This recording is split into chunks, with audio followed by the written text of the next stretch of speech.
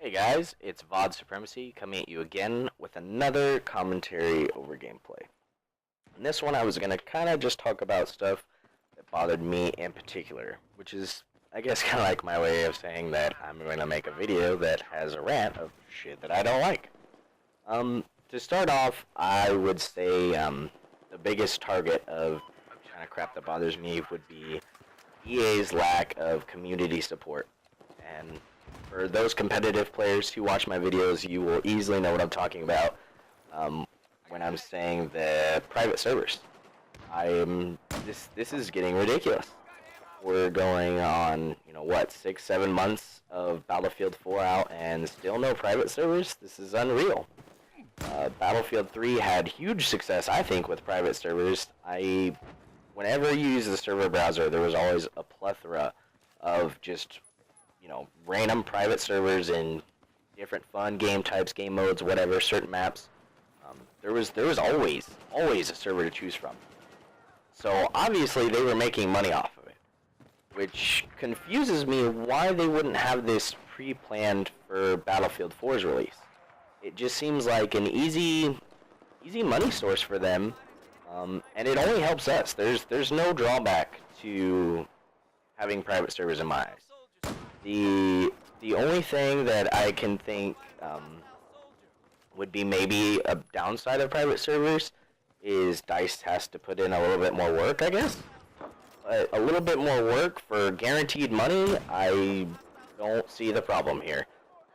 They could probably make more money off of private servers in a month than they did off game sales, because everybody, it seems, is ready to have a private server, and we really don't care the price. I don't know, it just confuses me. They've had private servers for Battlefield 3 and Battlefield 4 on PC since the game released, and I know it's a lot easier to set up for there, but I mean, they obviously saw the reward from it, the money that always comes out of it, and just the community loves them. I mean, it's that simple. It's way more enjoyable. I don't know, it's something that's kind of dumb, but it still manages to bother me. And on to the next subject, which will be another kind of competitively focused thing that's pretty heated lately, would be the rocket/DLC weapon ban. And I'll start off by saying I am completely against rockets. But I don't get why people want someone to ban it necessarily. And what I mean by that is, we don't need, let's say level BF this next tournament, they say rockets are allowed. We don't need them to say they're banned for us to just not use the weapon. If we all agree that it just is overpowered and shouldn't be used, then let's just all agree amongst ourselves not to use it. It's not a huge deal.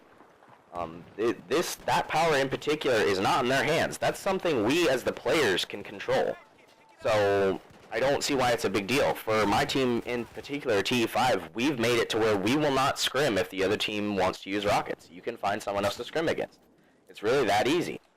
And it'll really show the teams who are really against it and the ones that are just kind of bandwagoning and say, yeah, we don't like it, and then use it. I mean, because we say we don't like it and really don't use it, and none of our players are known for it. It's just not how it is. We find no use for it, and I find it an exploit that is way too strong. To give you an example, on Zavad, on defense, if you blow out that front wall on the left of your first building, of your first warehouse, you can see the B cross right off the bat. And there is no route that the attackers can take to get that cross before you spot them. Not if they go around the containers, not anything. If you stand in that one spot and watch that corner, you can see the cross no matter where they go, which is way too strong. I mean, some parts of the buildings are just meant to be there, and having the availability to just take that away is just way too much for me. And let's not forget the just utter splash damage. I mean, they're pretty much the equivalent of shooting an RGO grenade at somebody. I mean, if we all agreed that RGO should be banned, I don't see why this is such a huge problem. I really don't. I haven't heard a single team argue that they should be used.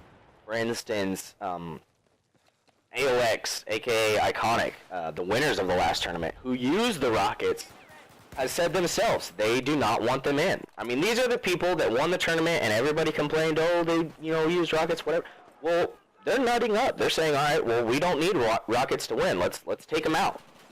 So I really don't see why this is still an argument. As far as the DLC weapons thing goes, I don't think that one is something that needs to necessarily be banned. And I say that out of perfect fairness. I myself don't use it, so it's not like I say it shouldn't be banned because it's a weapon I use. I don't use it. I use the Ace-23 or Recon. It's that simple. A few players on my team use them here and there, but it's not an issue. And to me, that honestly feels like a target ban. Only because we all know that Omega in particular is really known for using specifically the tar. And to ban a weapon like that, the MTAR, it feels like that's a target ban. That's just trying to get rid of a weapon that people think makes a certain team just extra strong. And I don't know. For me, I'm shying away from that. I think that's kind of stupid. The fact that people want to ban that gun is just, I don't understand. I feel that it's not the SCAR. Like, it's not like it can just own you from any aspect of the game. If you put a little distance on yourself between you and the MTAR user, you should be just fine. But that's my outlook on it. The beauty of YouTube, if you disagree, you're more than welcome to put it down in the comments. I actually encourage you to.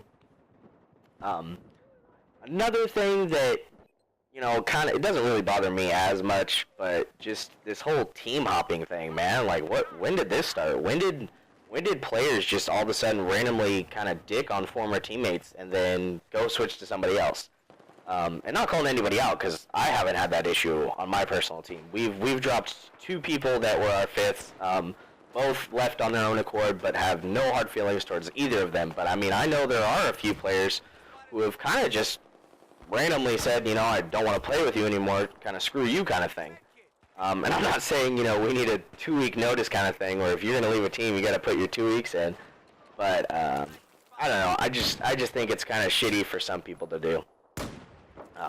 It wasn't really, that's not something that I really hold major, but it's just kind of my vendetta with it. And one of the last few things is this team sponsorship thing, man. This has to be the most comical thing. It's not something that bothers me. It's just kind of more or less comical to me. And I will name specifics on this one. This one is directed towards Ink. For those of you who don't know him, I think he's going by Salty now or something like that. Former captain of Cryptic Gaming, and then they changed their name to AB something, and now it's Impulse whatever. This clown tells people they're sponsored by not only Adidas, that's right, Adidas, the shoe company, but BenQ. And I don't expect a lot of you to know who BenQ is, because they are mainly a computer monitor company, and what I mean by that is their monitors are known for being really good because they run off 120 hertz and 1 millisecond response time. And I'm sure most of you don't even know what that is, because in terms of console games, it does nothing. The Xbox One does not support that. So there's really no point in even having a BenQ as your monitor for an Xbox. I have one, but that's just because I like the monitors.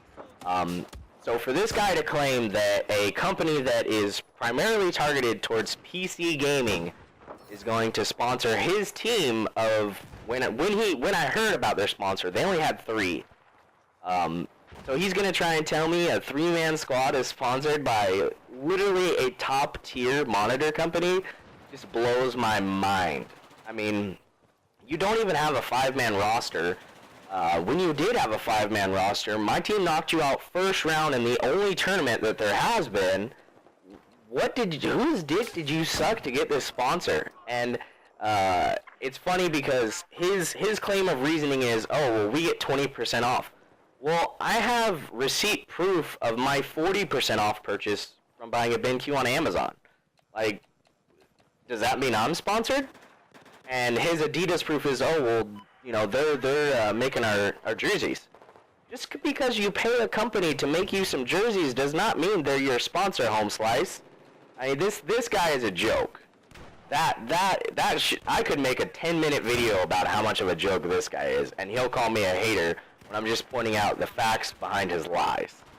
And I implore you, if you know him or you're friends with him, tell him to post something in defense. Please, I would love for him to prove me wrong here.